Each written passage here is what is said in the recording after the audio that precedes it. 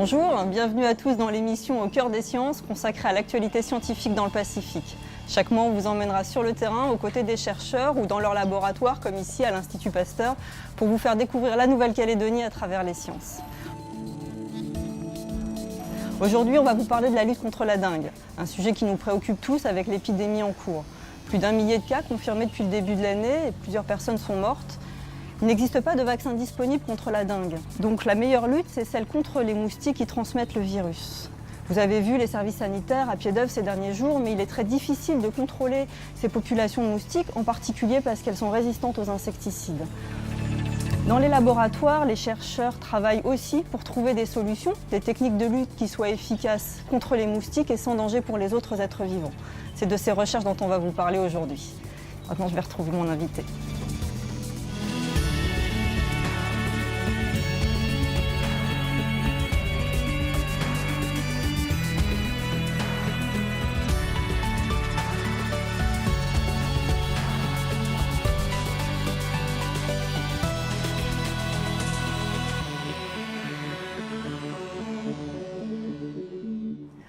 On a installé notre studio mobile dans un laboratoire de l'Institut Pasteur à Nouméa. C'est ici qu'on suit le développement des populations de moustiques sur le Caillou et aussi qu'on cherche des solutions pour les éliminer. Pour nous parler de ces recherches, ici mais aussi ailleurs, nous sommes en compagnie de Nicolas Poquet. Bonjour. Bonjour. Merci de nous accueillir dans votre laboratoire. Vous êtes responsable de l'unité de recherche en entomologie médicale, c'est-à-dire que vous travaillez sur les moustiques qui transmettent des maladies. Peut-être avant de rentrer dans le vif de la recherche, quel est votre point de vue sur l'épidémie qui touche actuellement la Nouvelle-Calédonie ? À l'heure actuelle, en tout cas au vu des données qui sont communiquées par les autorités de santé, on peut voir que l'épidémie est en augmentation.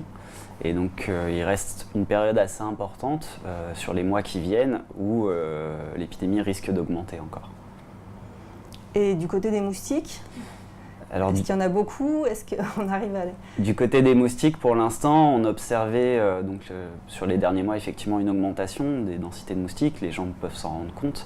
Après, par contre, pour l'instant, la quantité de moustiques, ce qu'on appelle les densités de population, a tendance à rester stable, ce qui n'est pas forcément non plus une bonne nouvelle pour l'épidémie.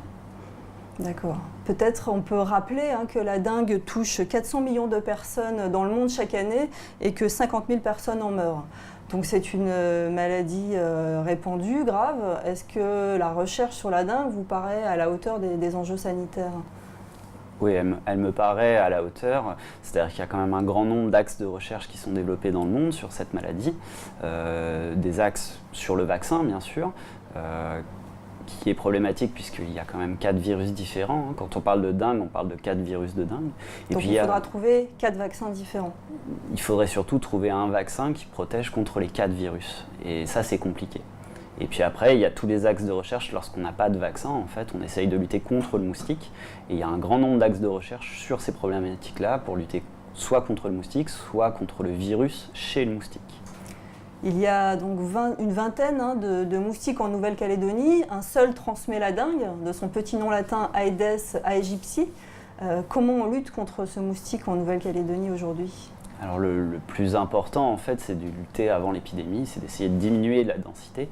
Et pour ça, le plus efficace, c'est de détruire ce qu'on appelle les gîtes larvaires.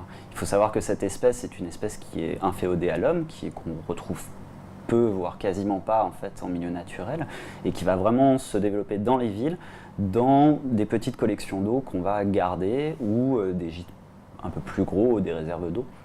Et donc c'est en détruisant ces collections d'eau qu'on arrive à limiter les densités. Sur Nouméa, on a pu voir en fait sur les 15 dernières années qu'effectivement on a eu une réduction, mais qui malheureusement n'est pas encore suffisante pour empêcher les épidémies. Et du coup, lorsque les œufs éclosent et que les larves se développent, comment après on lutte contre ces moustiques ? Donc, si on n'a pas réussi à limiter les densités et qu'on a suffisamment de moustiques pour transmettre, en fait, lorsqu'on a des cas, une épidémie, il n'y a pas d'autre choix en fait, que d'utiliser des insecticides qui vont viser l'adulte. Et à l'heure actuelle en Nouvelle-Calédonie et dans beaucoup de régions du monde, l'adulticide qui est utilisé s'appelle la deltamétrine en fait. On parle aussi du BTI, qui est un larvicide. Est-ce que vous pouvez nous dire en 2 mots ce que c'est et comment on l'utilise? Alors, le BTI, c'est une bactérie, en fait, qui va produire un ensemble de toxines qui vont tuer les larves de moustiques. En fait, la larve va se nourrir de ces toxines et va mourir par destruction du tube digestif. Donc, c'est un insecticide intéressant puisqu'il cible quasiment que les moustiques.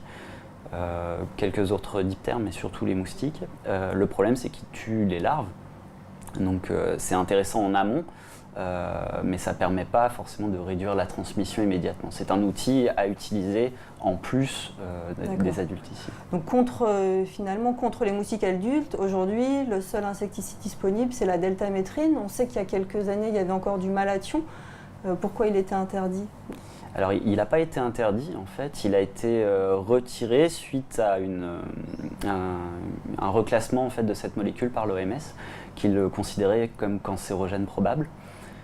Donc, l'OMS a envoyé un courrier pour dire que cet insecticide pouvait être utilisé dans le cadre de la lutte antivectorielle. Il ne présentait pas forcément un risque pour la population.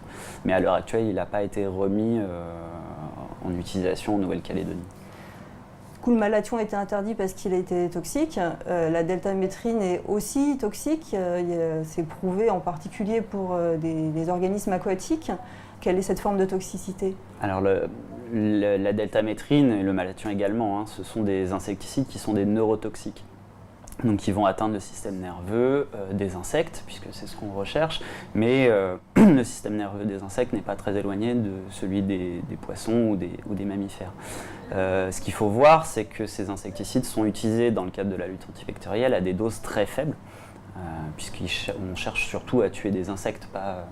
Maintenant, on sait par exemple pour la deltamétrine que c'est un insecticide qui a un effet sur la faune aquatique, et donc les traitements essayent autant que faire se peut, d'éviter les zones aquatiques. D'accord. Mais on a naturellement, ce sont des neurotoxiques, donc il y a des effets qui sont délétères sur la faune non cible.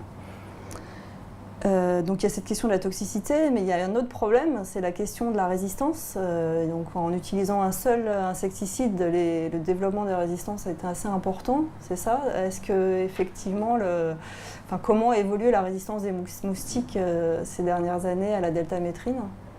Alors il faut savoir que jusqu'en 2014 ou 2015, la deltamétrine et le malathion étaient utilisés en même temps. Donc pas en mélange, mais en ce qu'on appelle une rotation spatiale, c'est-à-dire sur 2 endroits différents. Lorsqu'on applique 2 insecticides avec des modes d'action différents, on a tendance en fait à limiter la sélection des résistances aux insecticides. Par contre, lorsque le malathion a été arrêté, seule la deltamétrine a été utilisée sur des populations de moustiques dont on savait déjà qu'elles étaient résistantes à la deltamétrine. Et nous, ce qu'on a tendance à observer là, sur ces 2 dernières années, c'est une augmentation du niveau de résistance à la deltamétrine.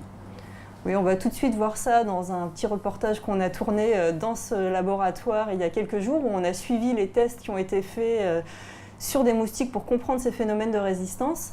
Vous allez voir, les moustiques ont été prélevés à Rivière-Salée, et la deltamétrine ne trouble plus vraiment cette population. Un reportage d'Antoine Reiss.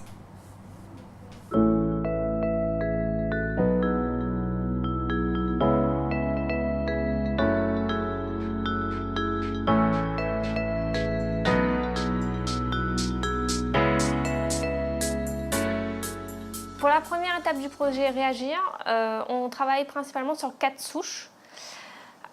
Ces 4 souches ont été constituées à partir de souches de terrain, donc c'est-à-dire des souches qu'on a prélevées en Nouvelle-Calédonie, une souche à Ouvéa et une souche à Rivière-Salée. La particularité de ces 2 souches sont les suivantes. Ouvéa est une souche sensible. Quand on l'expose à l'insecticide, tous les moustiques meurent. Alors que Rivière-Salée est une souche résistante. Il y a une partie des moustiques qui ne meurent pas lorsqu'ils sont exposés à de l'insecticide. Dans un premier temps, on va aspirer les moustiques qui se trouvent dans cette cage. Cette souche correspond à la souche résistante sélectionnée. À la base, c'est une souche qu'on a récoltée à Rivière-Salée qui présentait de la résistance aux insecticides. Et on a appliqué une dose d'insecticide à chaque génération pour obtenir une population de plus en plus résistante. Ok. Donc là, vous allez les prélever. Là, je vais les aspirer. C'est le moyen plus rapide pour en récolter suffisamment. Puisque j'ai besoin de 100 individus pour les tests, 100 individus qui vont être en contact avec l'insecticide et 100 individus qui vont servir de témoins. Donc j'ai besoin de 200 femelles au total.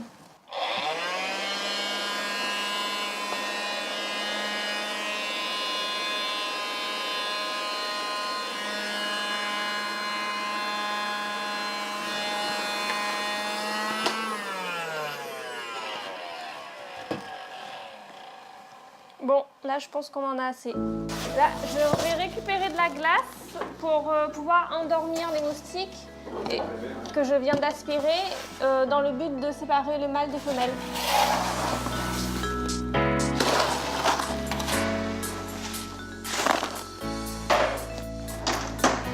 Donc je mets mon tube dans la glace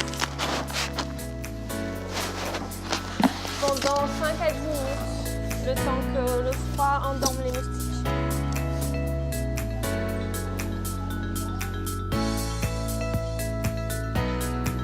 On peut voir la différence entre les mâles et les femelles à l'œil nu. Les mâles ont des antennes très plumeuses comparées aux femelles, ce qui me permet de différencier. Je vais tester la deltamétrine. C'est l'insecticide qu'on utilise en Nouvelle-Calédonie autour des cas de dengue et de chikungunya. Donc là, je vais commencer à visser mes tubes de test. Mes tubes de test ont un papier à l'intérieur qui a été imprégné avec de l'insecticide. Alors, sauf pour ce lot-là, qui est le lot témoin. Donc, en fait, il a été imprégné uniquement avec le solvant, mais sans insecticide. Alors, j'ai mes 4 tubes témoins et mes 4 tubes insecticides, ce qui fait 100 femelles pour le témoin, 100 femelles qui seront exposées aux insecticides.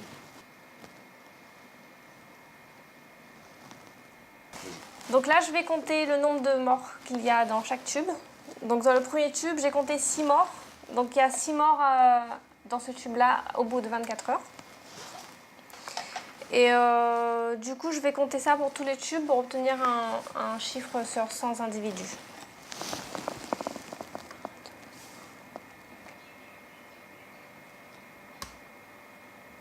Sur les 4 tubes, j'ai compté un total de 38 morts sur un total de 100 individus.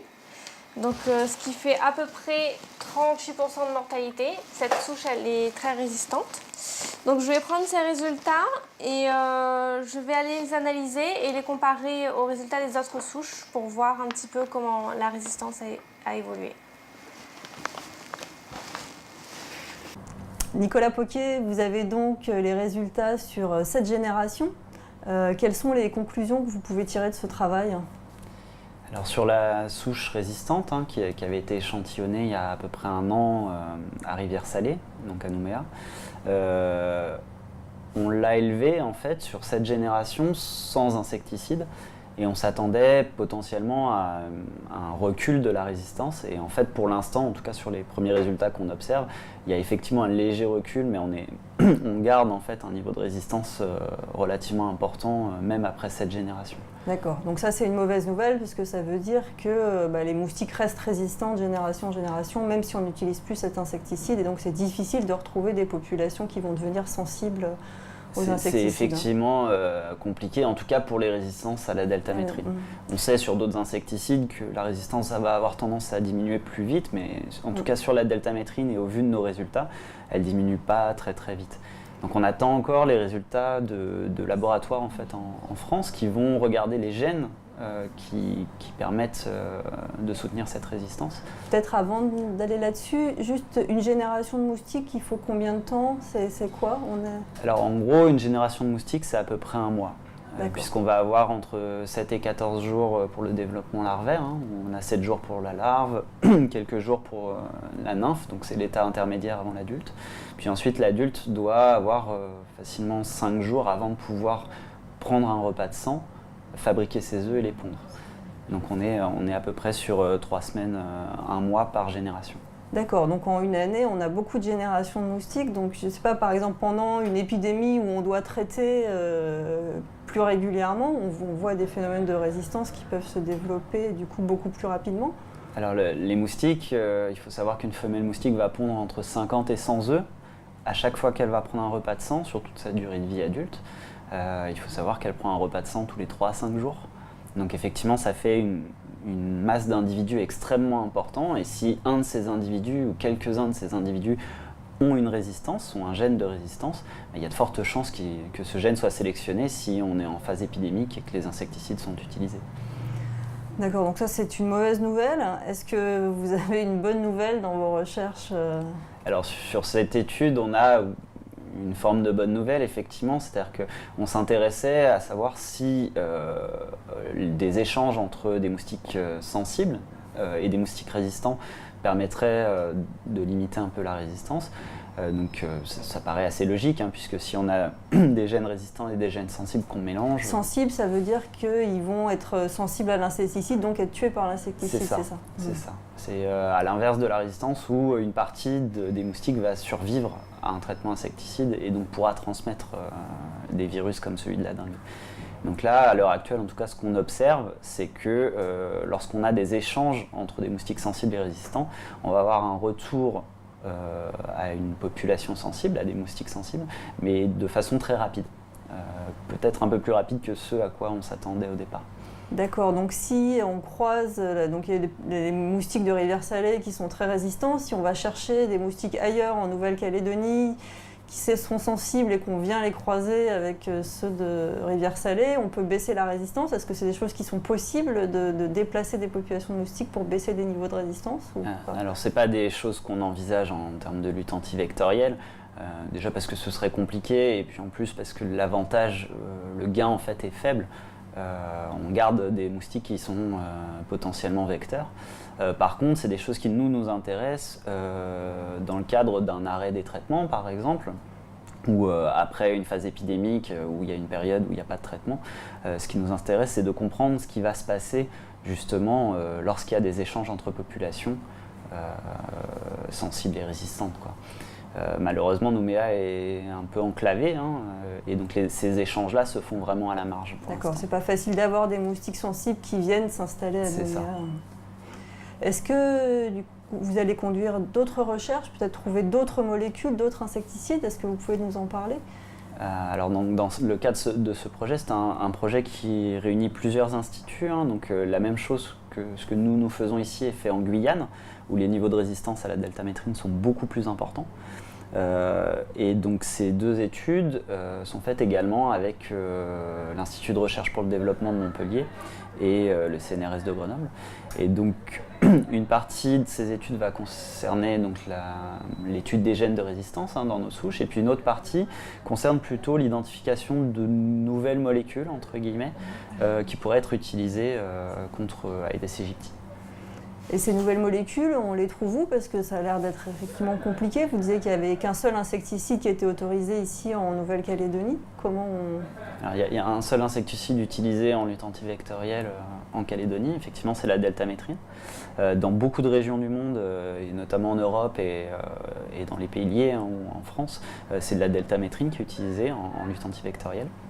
Donc il existe d'autres molécules insecticides qui sont plutôt du domaine agricole au départ, qui pourraient être utilisées avec des modes d'action qui peuvent être différents. Le problème, c'est qu'une bonne partie de ces molécules sont quand même de la même famille que la deltamétrine.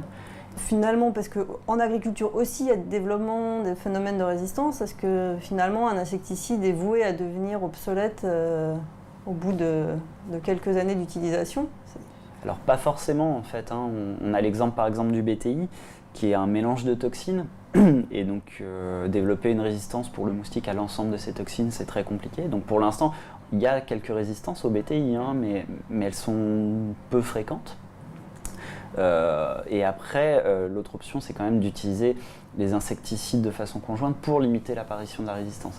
Mais il faut être réaliste, c'est-à-dire si on utilise un insecticide contre une population d'insectes avec des taux de reproduction comme les moustiques par exemple, on va rapidement aller vers de la sélection de résistance si elle existe.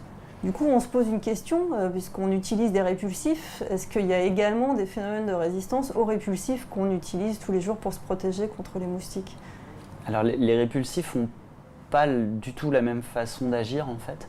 Ça dépend vraiment des répulsifs. Certains répulsifs sont plutôt des molécules qui vont masquer l'odeur de l'homme. À ma connaissance, je ne connais pas de résistance aux répulsifs. Peut-être qu'il y en a, hein, je ne pourrais pas me prononcer, mais ça dépend beaucoup des molécules qui sont utilisées. On voit donc les limites de l'utilisation des insecticides. Depuis une quinzaine d'années, la recherche travaille à trouver d'autres solutions de lutte contre ces insectes. Une des techniques les plus prometteuses, c'est celle de la bactérie Wolbachia.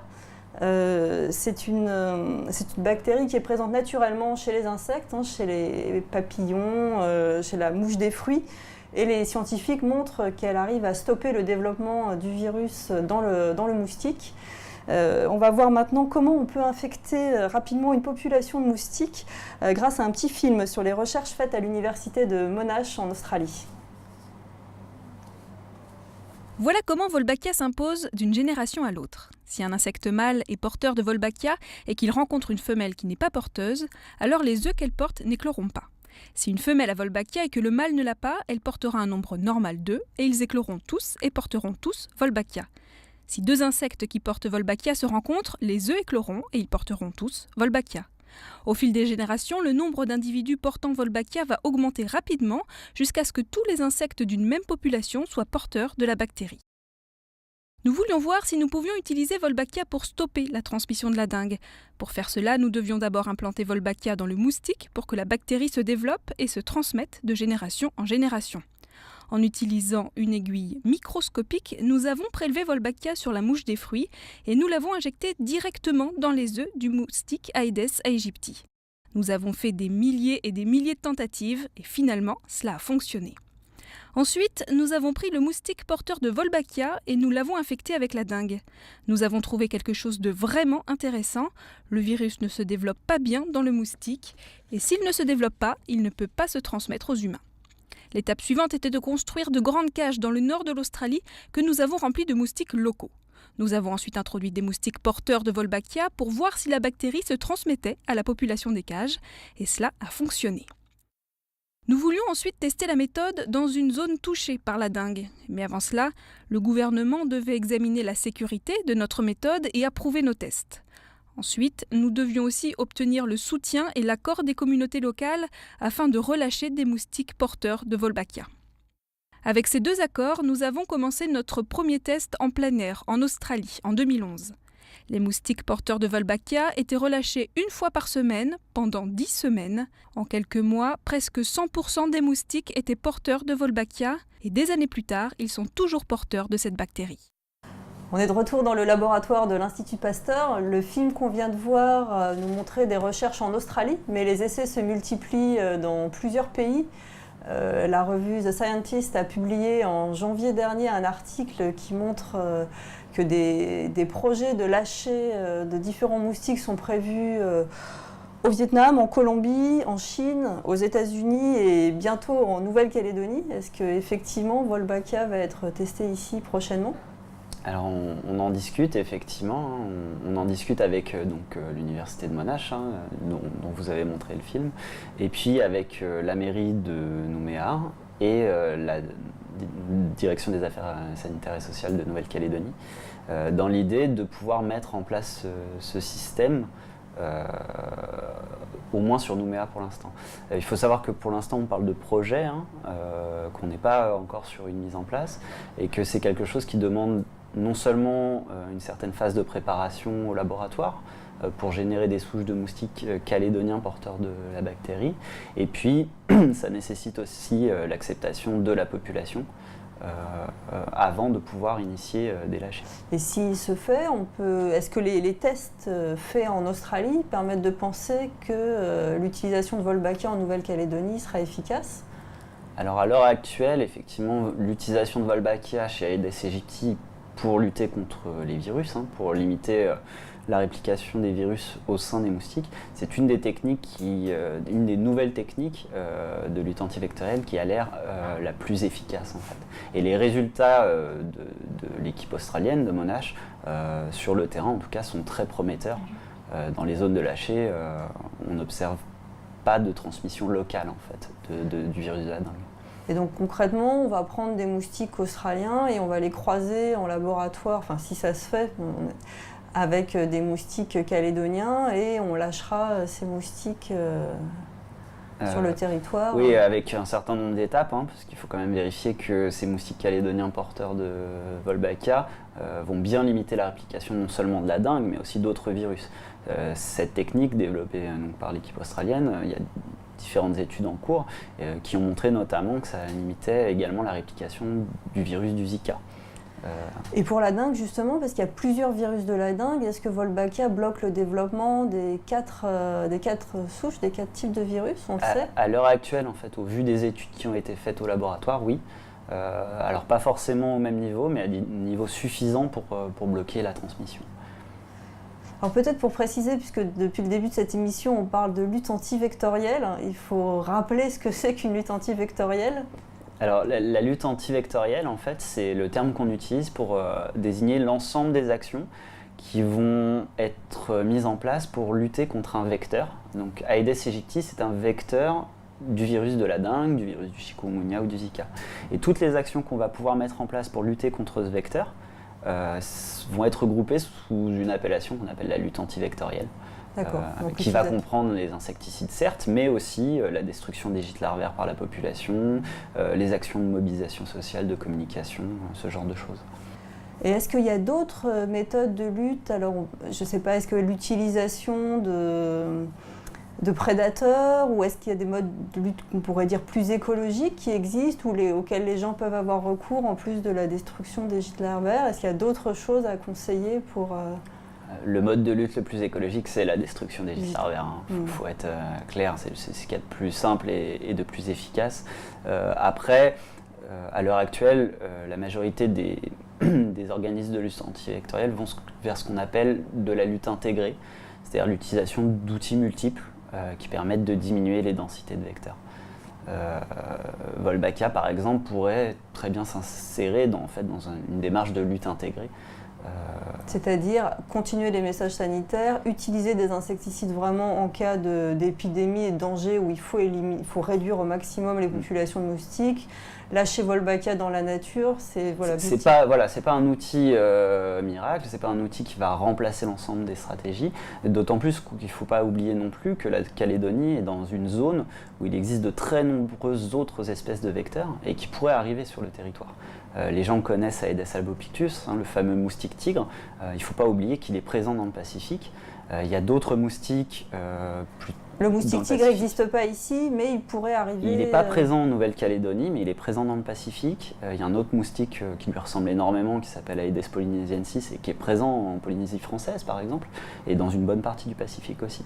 Et ces espèces-là, c'est des espèces qui pourraient arriver sur le territoire, et dans ce cas-là, Wolbachia n'aurait aucun effet sur ces moustiques. Donc c'est pas parce qu'on fait des recherches sur un nouvel outil, ou qu'on risque de faire des recherches sur un nouvel outil, qu'il faut abandonner l'ensemble des stratégies actuelles. Bon, merci. Je voudrais peut-être, avant de finir cette émission, vous proposer la lecture d'un livre qui s'appelle « Alerte aux moustiques » et qui est un livre très pédagogique qui permet de mieux comprendre l'écologie des moustiques et donc de mieux savoir comment s'en protéger. C'est un livre coédité par les éditions de l'IRD et éditions CITEP. Nicolas Poquet, je vous remercie d'avoir participé à cette émission, répondu à nos questions. Merci. Et je vous donne rendez-vous le mois prochain pour un nouveau numéro de Au cœur des sciences.